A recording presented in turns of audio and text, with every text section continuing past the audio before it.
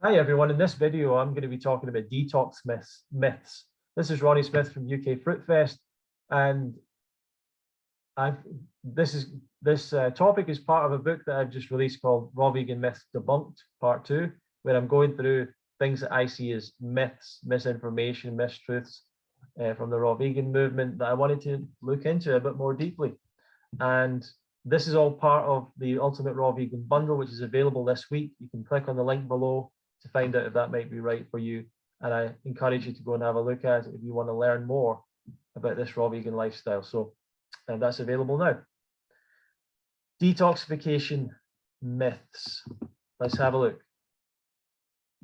into this a bit more. So why do I want to talk about this topic? Well, it's really important. Some of you who are watching this are far too obsessed with this idea of detox, cleansing, toxins, and all that. And to me, that doesn't come from a healthful place. That actually comes from a place of anxiety and fears, and not really from a place of truly being in alignment with health and trying to live a healthier life. So it's an overused word. It's an overused concept. It's something that people are attracted to as an idea.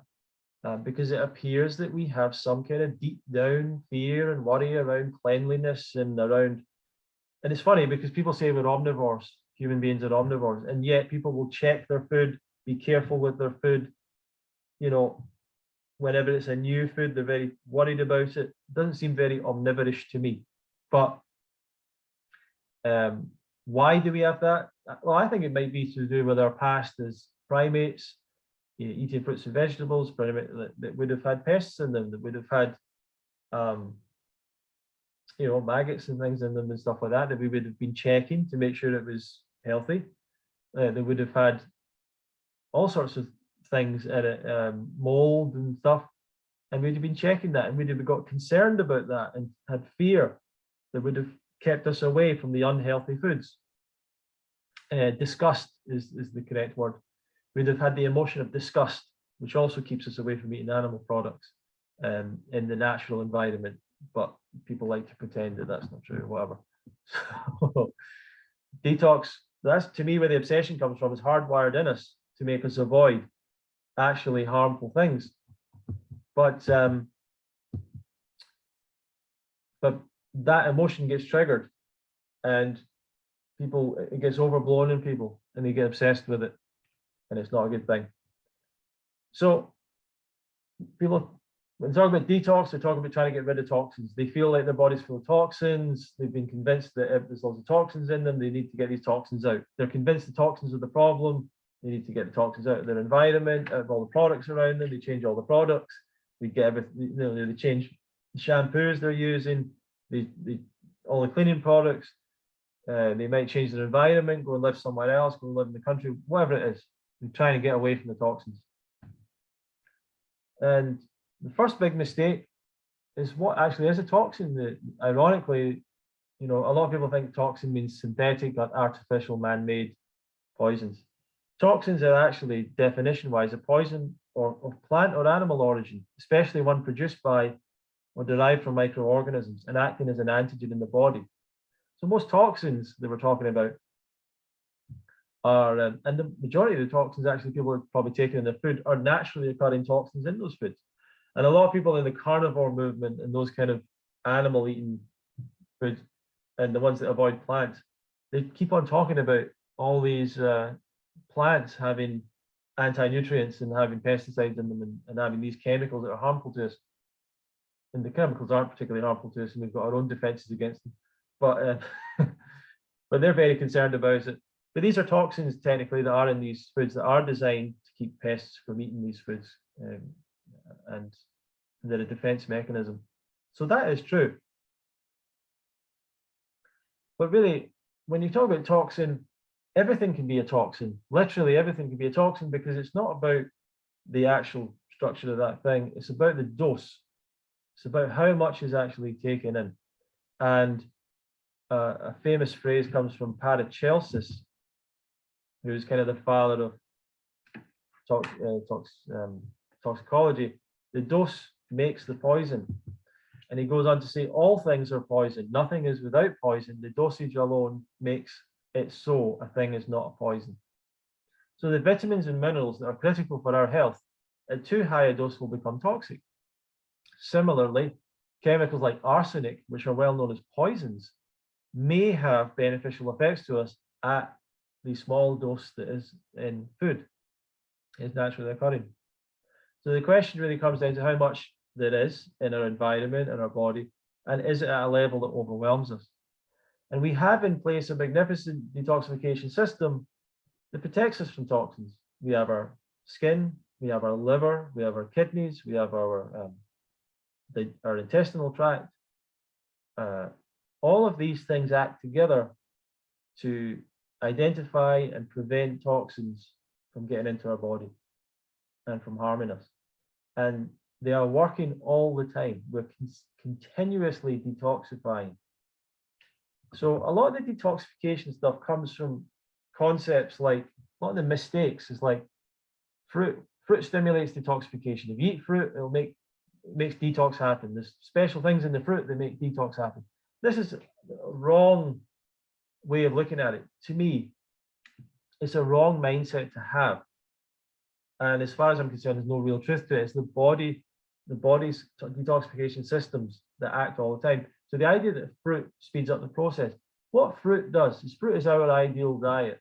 So all of the processes of the body are best supported by the ideal diet. I mean, it kind of follows along quite easily. But that doesn't mean they're not happening the rest of the time. They're just maybe not happening as well, or they're getting overwhelmed or overburdened by a constant load of extra toxins that are required. So fruit doesn't detoxify. Fruit is our natural diet. It is the best food for us, but it doesn't detoxify us. We are always detoxifying. It's our body that controls that. And we should have that mindset. And it's the same thing as when people say, this special tea will purify your blood. This food will rejuvenate your skin. This food will strengthen your bones. This food will stimulate your sex drive.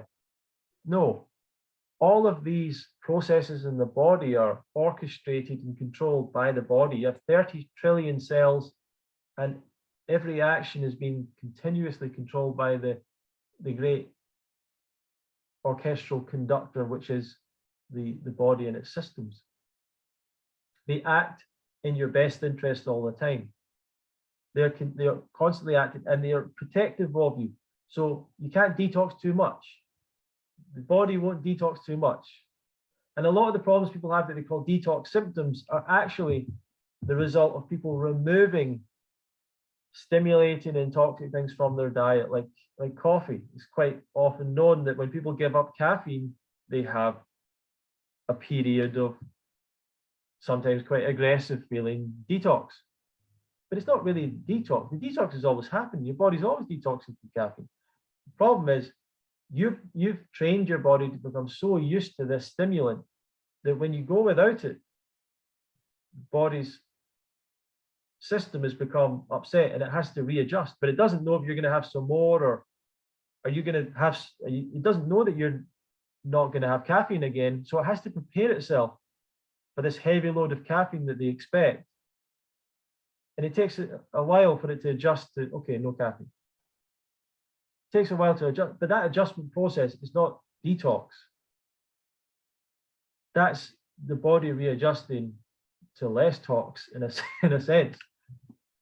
But detoxification is happening all the time, and the symptoms you basically don't notice. Another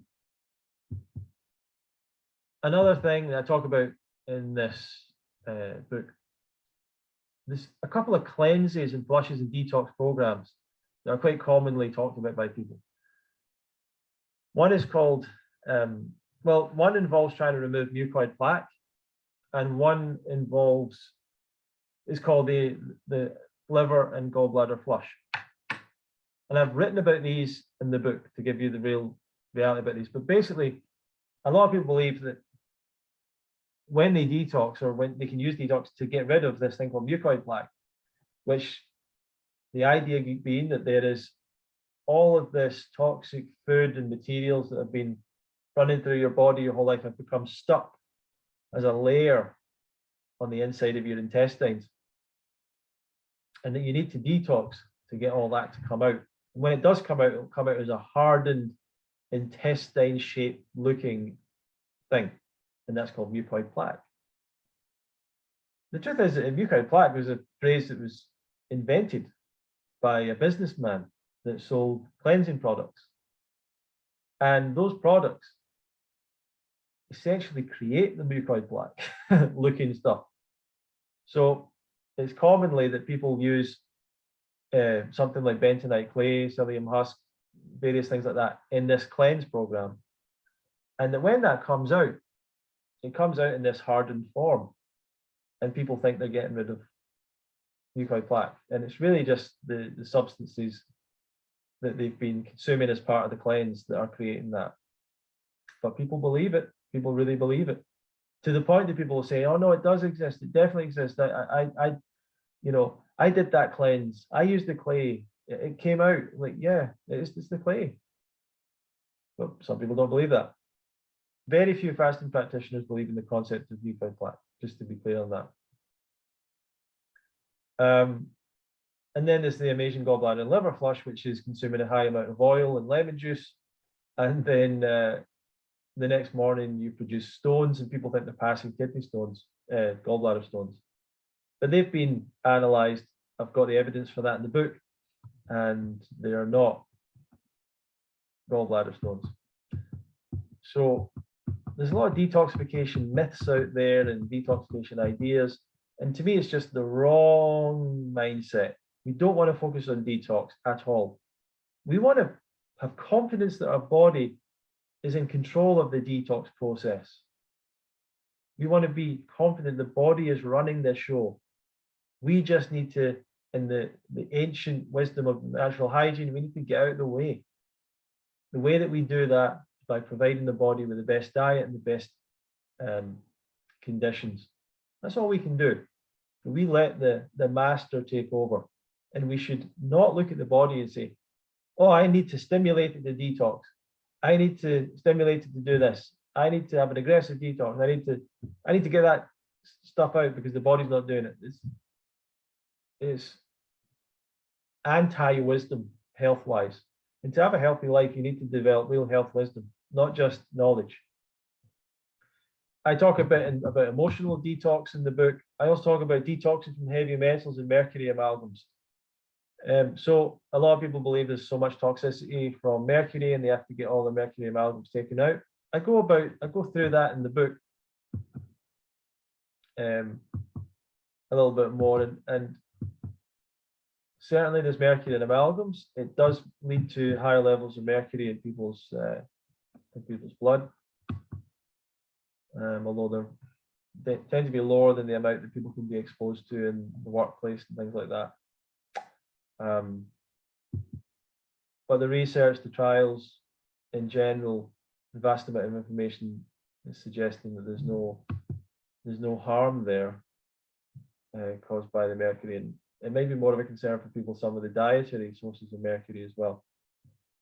I go over that in the book. I share some of the studies and so on. So all of these things to me lead to danger. Detox danger. The detox mindset is dangerous. It leads people to undereat. It leads people to move away from eating the healthy foods. A lot of people that are focused on detox end up going back to eating meat because they lose so much weight that they're not eating enough. And they never get the idea of lifestyle, natural hygiene. They don't get that philosophy. They've got this detox philosophy.